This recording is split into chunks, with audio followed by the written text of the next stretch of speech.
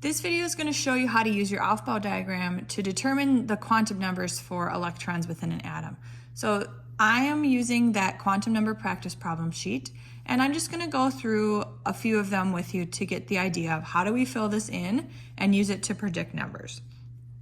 So I'm going to start with the very first problem on your sheet, which is figuring out what are the four quantum numbers, principal, angular momentum, magnetic, and spin for nitrogen.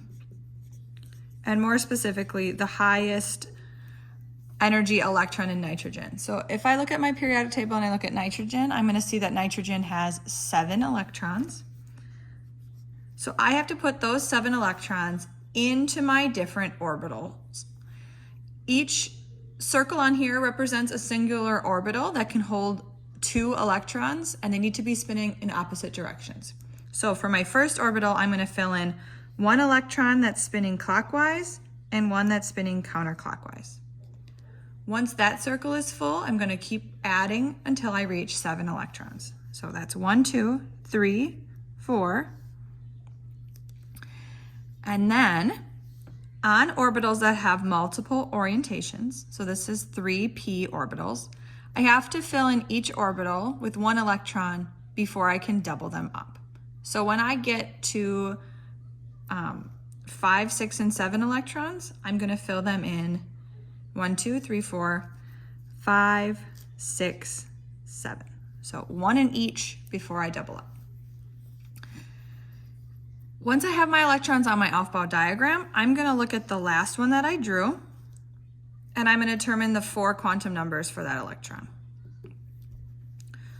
So for this electron, I am in the 2 energy level. So my principal quantum number is going to be whatever number is there.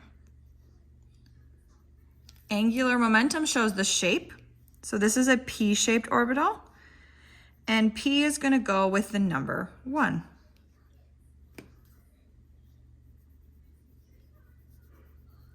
The magnetic quantum number, I'm going to talk about the orientations that are available for this quantum number. So if I'm in a p-shaped orbital, I'm going to have the orientation 0, 1, or -1. So this last electron falls in the 1 orientation. And finally, the spin shows the direction that the electron is spinning. If my arrow is pointing up, that corresponds to +1/2. So my 4 quantum numbers for nitrogen would be 2, 1, 1, +1/2. The next one on here is going to be nickel. And nickel has a total of 28 electrons. So I'm going to fill in 28 electrons on my Aufbau diagram.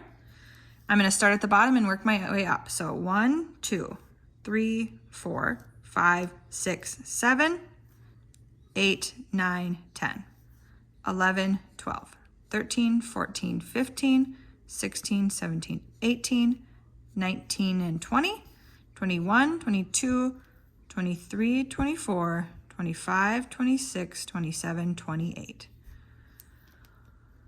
I'm going to look at the last electron that I put in there because that's the highest energy one. I'm in the 3rd energy level. I have a D-shaped orbital. D corresponds with the number 2. Orientation, this would be 0, 1, and 2, -1, -2. My last electron falls in the 0 orientation, and it is pointing downwards, which corresponds to -1/2. So the 4 quantum numbers for nickel's highest energy electron would be 3, 2, 0, and -1. There are 2 more for you to practice on there that are like that, where you just fill in the electrons and determine the quantum numbers. And then the bottom has a little challenge for you where it gives you the quantum numbers, and it's like, which element would this be if the last electron had these 4 quantum numbers? So this one's a little bit of like detective work. You got to kind of figure it out. So the 4 quantum numbers it gives you, this is number 7 on your worksheet. It gives you 3, 1, -1, and +1/2. So the first number tells me that I'm somewhere in the 3 orbital. So I'm going to be in one of these areas. L quantum number tells me the shape. So the 1 corresponds to the P-shaped orbital. So I'm narrowing it down. -1/2 is going to be that orientation. So my p orbitals have a 0, 1, -1. So I'm going to be in this specific orbital. And this one tells me my arrow is going to be pointing up. So my last electron I'm going to draw would be this one. And then I would fill in the rest. So everything below it is full, and that's that Aufbau principle where I have to fill in the lower energy before I can fill in the uppers.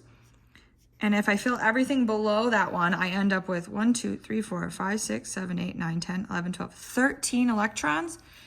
And on my periodic table, the element that had 13 electrons would be aluminum. So that one would be aluminum. So you can go ahead and do those last 3 problems on there. 8, 9, and 10 will give you a little bit of a challenge to see, can you work backwards on quantum numbers? So the answer for these quantum number practice should be clipped up on the board by all the other answer sheets. So you can go ahead and practice, check your answers, and see if you can determine quantum numbers.